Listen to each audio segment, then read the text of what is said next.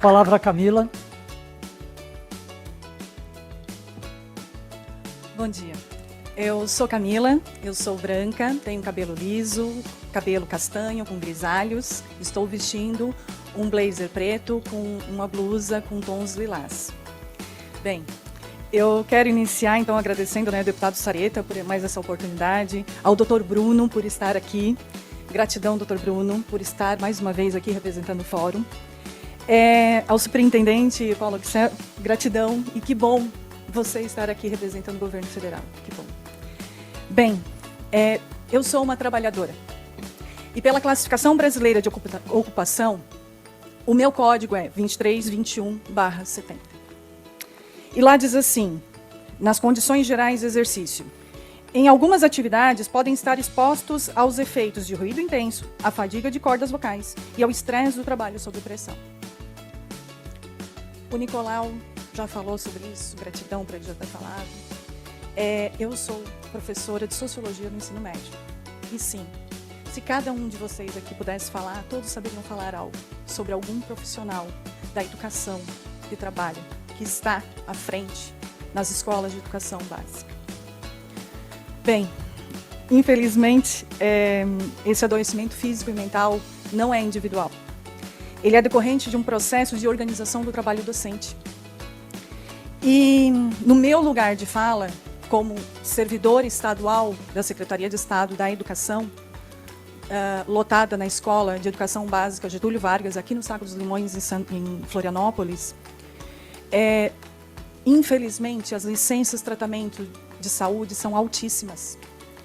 E sim, doutor Bruno, o silêncio epidemiológico na profissão docente, independente se é seletista, se é servidor público, são altíssimos. Porque, primeiro, nós, servidores públicos, professores, profissionais da educação básica, não sabemos falar sobre isso. Eu sei o que é uma SEAS. Por quê? Uma comunicação estadual de acidente de serviço. Porque em 2015, na GESAS, que era GESAL na época, que é uma gerência de saúde do servidor da SEA, eu fui a primeira pessoa a fazer um curso de CIPA que era de uma escola, eu era diretora. Só que a lei que eles ensinavam a fazer, a lei que tinha um manual de saúde ocupacional, que já ofereciam saúde, cursos para cipeiros, existia desde 2009. Em 2015 eu fui a primeira. E por quê? E eu tentei implantar como diretora na minha escola, eu não consegui. Depois, como técnica na Secretaria de Estado de Educação, sim, eu consegui. Eu fiz parte da primeira comissão de saúde servidor. Eu fui secretária da primeira CIPA. Mas não foi possível eu ficar para continuar. E agora eu estou aqui nesse lugar de fala. Nesse lugar de fala para dizer que vários e vários servidores da SEA, vários servidores da saúde, vários servidores da educação já fizeram muitos e muitos estudos, dissertações e teses sobre a saúde do trabalho docente de Santa Catarina. Só que, infelizmente, com leis, aqui eu trago, tá? O Plano Estadual de Educação de Santa Catarina, que é de 2015 até 2024, desculpem.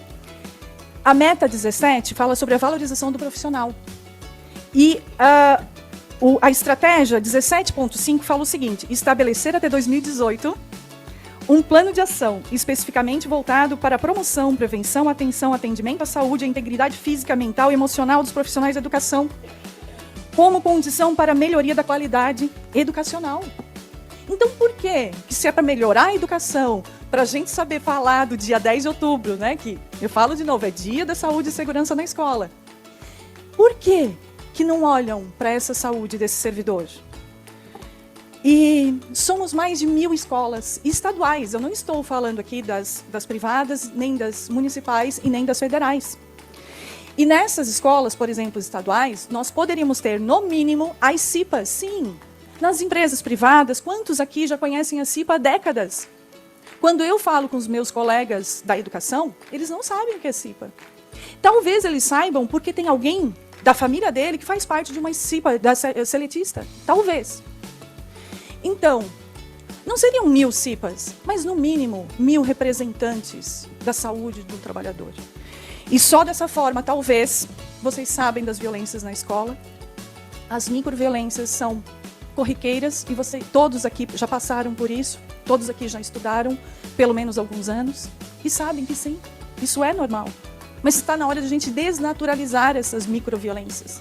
Essa falta de olhar para a saúde do trabalhador e da trabalhadora. Sim, eu sou uma trabalhadora. Eu sou uma servidora pública. Eu não sou uma professora que estou lá escondidinha. Não, eu faço parte disso aqui. E se for possível, deputado Sareta, superintendente Paulo Picel, eu estou fazendo um curso também no DIESAT agora, que é para os trabalhadores e as trabalhadoras, para saber história. E ontem mesmo a gente teve uma fala, né, uma das apresentações com a Olga, que é do Ministério da Saúde.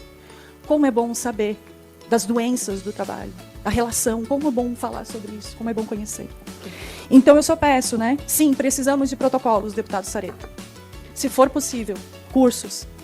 Doutor Bruno, se for possível.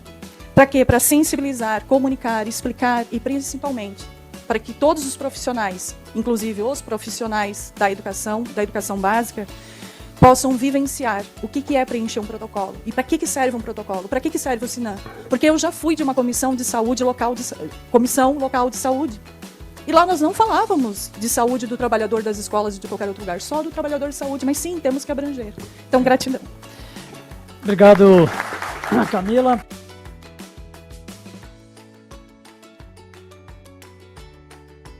Eu sou Camila Waterkemper, professora efetiva de Sociologia da Escola Getúlio Vargas, do município de Florianópolis, Santa Catarina. Eu estou aqui apresentando o projeto de aprendizagem significativa do ciclo de formação sindical do SINT 2023, em parceria com o Instituto Federal Catarinense, com a Universidade Federal da Fronteira Sul, com o tema Saúde dos Trabalhadores. O nome do projeto é Compartilhando Enfrentamentos na Educação, os caminhos de uma comunicação de acidente em uma escola. A ideia veio de um curso feito entre abril e maio de 2023. O curso era do DIESAT, o Departamento Intersindical de Estudos de Saúde do Trabalhador e da Trabalhadora. E quando eu coloquei qual era a situação que eu estava passando na minha escola, muitos que estavam participando deram várias sugestões. E uma delas foi fazer a comunicação de acidente em serviço. Então, eu solicitei essa caracterização de acidente em serviço. Eu inicialmente reconheci o que eu já estava sentindo e, infelizmente, os atestados que eu já tinha apresentado e a licença de tratamento de saúde que eu já tinha passado por isso. Após isso, até então era algo individual, né, uma doença não relacionada ao meu labor. Depois disso, depois dessa solicitação, foi feita a comunicação. E aí sim, após passar por todo o processo, aconteceu a conversão da licença tratamento em saúde para a licença tratamento de saúde decorrente de acidente em serviço, porque agora foi reconhecida como doença ocupacional. Foi um momento inovador, porque eu, em 18 anos como servidora pública do estado de Santa Catarina, eu nunca tinha visto acontecer esta conversão, de passar de algo individual para algo coletivo, que foi por causa do ambiente de trabalho. A minha alegria era possível ver em qualquer lugar. E quando eu fui compartilhar no grupo da escola, aconteceu algo inusitado, mas algo que representa muito bem a nossa realidade. Vieram as dúvidas, e um professor que eu estimo muito fez algumas perguntas. E ele perguntou o seguinte: prof, isso é uma despedida de férias? É uma readaptação ou uma aposentadoria? Infelizmente, é a nossa realidade. Nós não temos contato com a segurança e saúde do trabalhador. Então, quando é possível a gente ver uma licença tratamento de saúde decorrente de acidente em serviço, a gente não consegue nem entender o que significa. Felizmente, eu consegui responder naquele dia e eu respondi que pelo menos aquela comunicação de acidente iria servir para a estatística oficial. Não ia mudar muito a minha realidade naquele momento, mas a estatística oficial, para os pesquisadores de saúde coletiva da área do trabalhador, iriam estar lá.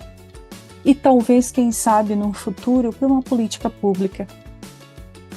Então, diante disso, eu começo aqui a compartilhar com vocês, né, como é que foi esse enfrentamento e qual foi o caminho, né, para mim chegar nessa comunicação de acidente. Então, eu primeiro solicitei a abertura do processo SEAS para o meu diretor. Ele me passou, né, como é que era, porque eu sou efetiva, então para o efetivo tem um processo, que é o processo que vai via SGPE, que é o Sistema de Gestão de Processos Eletrônicos, e nós enviamos para a perícia médica da Secretaria de Administração, e lá eles fazem. É um pouco diferente dos professores temporários, pois eles também são regidos pela CLT, e quando eles fazem a CAT, que é a comunicação de acidente de trabalho, vai para o INSS, que é um pouco diferente. Então aqui eu vou explicar como é a comunicação de acidente em serviço para professores efetivos ou para servidores públicos efetivos. Nesse caso, então, ele me mostrou quais eram os documentos e qual era a ordem dos documentos que deveriam ser anexados, e eu fui organizando. Como eu já tinha feito em 2015 o curso de CIPA, que é a Comissão Interna de Prevenção de Acidentes, né? Eu já tinha feito na Secretaria de Administração em 2015, eu sabia mais ou menos preencher, mas eu tive que estudar muito e pesquisar muito. E é por isso que eu estou aqui mostrando esse caminho. Então, eu primeiro fiz o preenchimento do formulário MLR 122, que infelizmente, por falta de cultura, os nossos colegas servidores dos RH da escola não conhecem. Então, coube a mim, né, preencher e explicar como é que funcionava. Então, o SES é a Comunicação Estadual de Acidente em Serviço. E a partir disso, então, após eu entregar todos os documentos via e-mail para o diretor da minha escola, o diretor também teve que fazer uma declaração informando que o acidente teria ocorrido no ambiente escolar. Então, após isso, ele conseguiu abrir um processo. E esse processo, no SGPE, tem um número. E a partir desse número, eu também acabei aprendendo a pesquisar no SGPE, que até então eu não tinha mais acesso, via a minha assinatura digital no gov.br. Então, aqui está o QR Code, né, do site do SGPE, e qualquer um que tiver o acesso digital do gov.br pode ir lá e pesquisar. Pesquisar talvez algo que esteja em seu CPF, né, ou ver a tramitação, talvez, né, de algum outro processo que esteja aberto, liberado para ver. Então, nesse caso, eu aprendi a fazer, e aqui eu estou mais ou menos mostrando o caminho, que é entrar no site, então, do SGPE, pedir para entrar com a assinatura do gov.br, você vai ser linkado com o gov.br, vai colocar o seu CPF e sua senha e vai conseguir acessar. Neste caso aqui, eu já acessei todos os meus processos que tem meu CPF. Então, é muito mais fácil de olhar esses processos. Então, a partir de agora, nós vamos ver a comunicação de acidente em serviço diretamente no SGPE. Aqui, então, nós estamos diretamente no site do SGPE, já com o processo que foi autuado, que é o SED 121.911/2023, e ele foi autuado no dia 7 de agosto de 2023. Então, neste caso aqui, nós conseguimos ver cada um dos documentos anexados. Aqui está a comunicação estadual de acidente em serviço, que foi a primeira parte. E esta primeira parte aqui, basicamente, né, eu coloco os meus dados e aqui tem a descrição do acidente. É um campo muito pequeno que você tem que estudar para ver o que você vai preencher, pois são pouquíssimos caracteres. Depois também é necessário fazer toda uma análise, né? Qual foi o agente causador do acidente, qual foi a forma de contato, a fonte causadora das lesões, a natureza das lesões. Então, como vocês conseguem ver aqui, esse CEAS que foi feito, qual foi a descrição? Fica expostas aos efeitos dos ruídos intensos, poeiras e névoas da obra de reforma no mesmo prédio de trabalho, à fadiga das cordas vocais e ao estresse do trabalho sob pressão. Após realizada a perícia médica, dia 6/6/2023, continua com problemas respiratórios e apresenta um quadro de conjuntivite alérgica. E aqui está o CID da conjuntivite alérgica. Então, neste meu caso, nós fizemos esse CEAS com base nessa conjuntivite alérgica, por causa de uma obra. Aqui o médico colocou qual era o problema e acabou assinando, e no final, então, o laudo médico também apareceu, mas muito além do outros, eu tenho muitos outros documentos, mas aqui eu quero mostrar algo que é muito normal. Normalmente, quando nós temos uma obra na escola, nós temos essa placa. Nessa placa aqui tem esse QR Code. E felizmente, né, agora a gente consegue acessar aqui. Até foi o Rogério de Gessati que me sugeriu colocar fotos, né? Porque como vocês podem ver, aqui tem uma foto da limpeza de uma sala, né, de Getúlio Vargas de 15 de março de 2023. A quantidade de poeira por causa da obra era imensa. E ainda é. Mas aqui o que eu quero mostrar para vocês? Que, por exemplo, abrindo o Cicobi, por exemplo, né, aqui, indo neste QR Code, você consegue entrar num site que vai mostrar como está a obra. E, inclusive, tem até as fotos dessa obra. Então, caso você esteja passando por uma obra no colégio, né, preste atenção nesses pequenos detalhes, que é muito importante conhecer um pouco do que está acontecendo no nosso ambiente de trabalho. Porque, infelizmente, eu sou uma dos 97 professores da escola, mas eu sou a única que fiz comunicação de acidente em serviço. Para essa realidade aqui que eu vou mostrar. Aqui, um dia à noite, em maio, eu dando aula, então eu tenho o vídeo, né, mostrando a quantidade de poeira branca, né, de basicamente é a poeira, né, aquela micro poeira do cimento.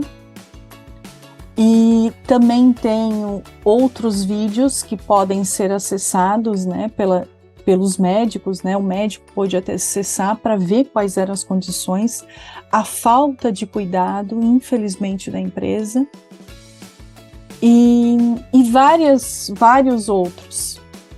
Então, se caso você tiver que fazer, pegue fotos, pegue vídeos para poder mostrar, para o perito que for olhar poder ter uma noção do que você está passando. Então, além disso, a gente ainda teve a análise, e foi uma alegria muito grande quando teve a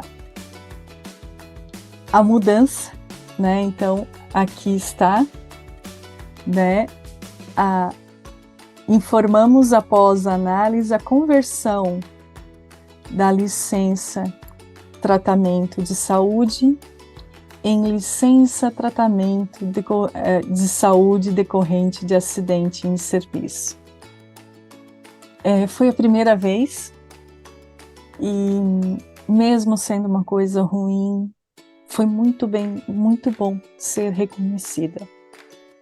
E a partir de agora, então, eu vou mostrar como é que eu cheguei até aqui.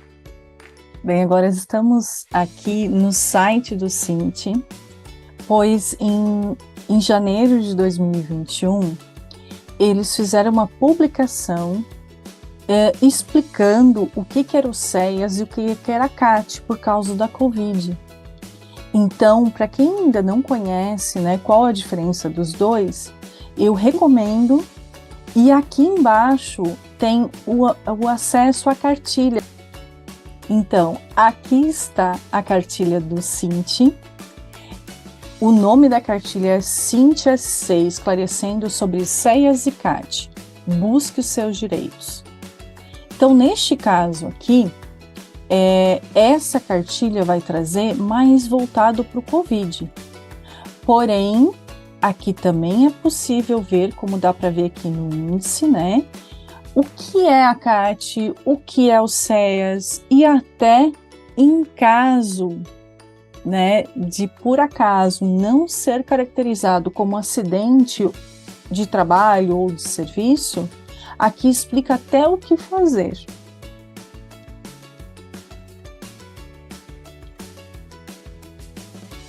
Aqui, então, estamos no site da sede. Nesse site, agora, nós vamos entrar aqui em professores e gestores. E, basicamente, nós vamos encontrar mais informações sobre a CAT ou a CEAS nesta ata, que é nos professores de caráter temporário, dos ACTs. Eu vou baixar aqui um pouco, só para os efetivos também verem que aqui eles têm já falando sobre o meu.gov.br, que já é utilizado. Então, todos temos que usar. Caso tenha muitas informações no site da sede, pode ir procurar no Google. No site da Google, você coloca sede acidente em serviço, e aqui já apareceu logo de primeira. Então, clicando aqui, a gente já entra no site aonde está a parte de acidente em serviço. Aqui pode ter o formulário MLR 122 e também aqui embaixo vai ter o quê? Alguns manuais, formulários e manuais para explicar como preencher. Porém, um aviso, da última vez que eu pesquisei, este formulário aqui estava desatualizado. Então, procure ver se tem mais algum outro, né, após 2019.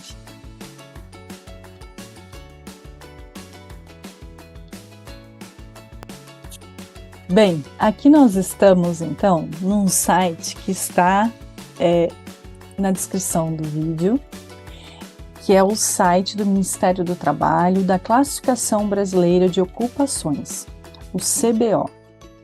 Aqui eu vim pesquisar o quê? Eu vim pesquisar o código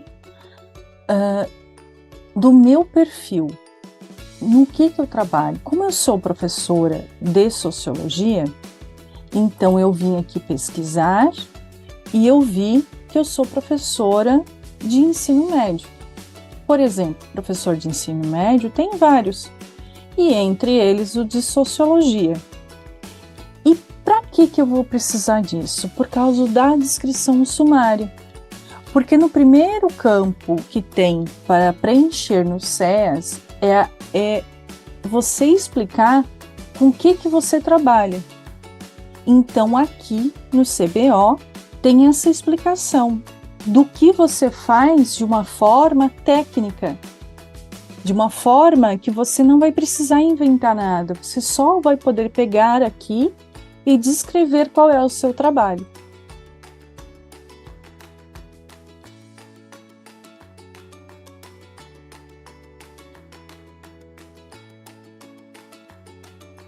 Aqui eu também apresento a apostila produzida pelo GESAS da SEA de Santa Catarina, da apostila de treinamento da CIPA do estado de Santa Catarina. Neste caso, nós vamos apresentar aqui algumas páginas, a página 24, a página 25 e a página 38, que são possíveis danos à saúde do trabalhador.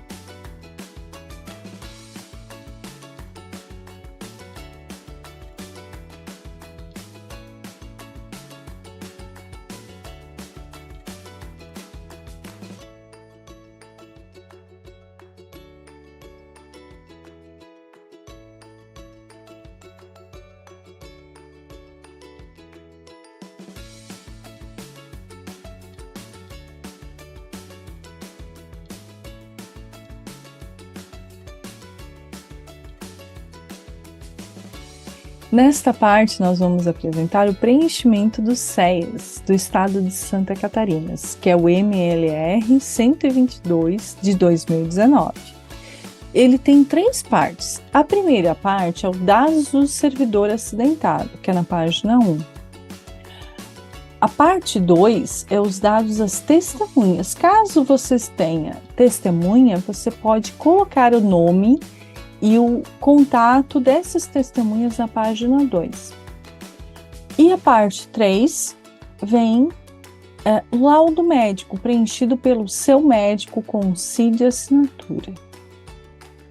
Nessa primeira parte, nós temos o dado do servidor acidentado. Então, vocês vão ter ali os dados cadastrais do funcionário servidor acidentado e a atividade exercida. Aí, lembrando, neste caso aqui, você pode conseguir a atividade exercida lá no CBO. Então, você vai perceber qual é a sua atividade e você vai procurar lá. Na segunda parte também, nós temos dados do acidente. Aí, você vai ter que fazer a descrição do acidente, o agente causador, a forma de contato, a fonte causadora das lesões, a natureza das lesões. Isso foi comentado quando eu falei sobre os cursos do GESAS, né, sobre a CIPA, que são os riscos, como é que pode ser visto, né, essas doenças ocupacionais pela CIPA. Na segunda parte, que é na página 2, vem os dados das testemunhas. Espero que você consiga as testemunhas. Isso é muito importante. Peça ajuda para algum colega de trabalho que está, de repente, passando pelas mesmas situações. Ou se não está passando pelas mesmas situações, que ele tenha coragem de dizer que está vendo você passar por essas situações. É muito sensível, mas boa sorte. Então aqui vai ter a testemunha 1 e a testemunha 2. E no final dessa segunda parte, você vai fazer a sua assinatura digital, ou lá pelo gov.br ou outra forma que você tenha de assinatura digital. E por último é o laudo médico. Aí você tem que pedir para o seu médico, principalmente para ele colocar os dados, o diagnóstico provável, o CID, e colocar o carimbo e a assinatura. Isso é muito importante para o preenchimento de todas as partes do SES. Aqui chegamos então ao fim da jornada dos caminhos de uma comunicação dissidente em uma escola. Para isso eu trago Paulo Freire. Ninguém liberta ninguém, ninguém se liberta sozinho, e os homens se libertam em comunhão. E também para isso eu trago algumas coisas dos nossos povos originários. Ubuntu. Segurança e saúde dos profissionais da educação básica, para o meu bem, para o nosso bem e o bem de todos. E por fim, mais uma homenagem da Árvore das Lembranças da professora Cíntia.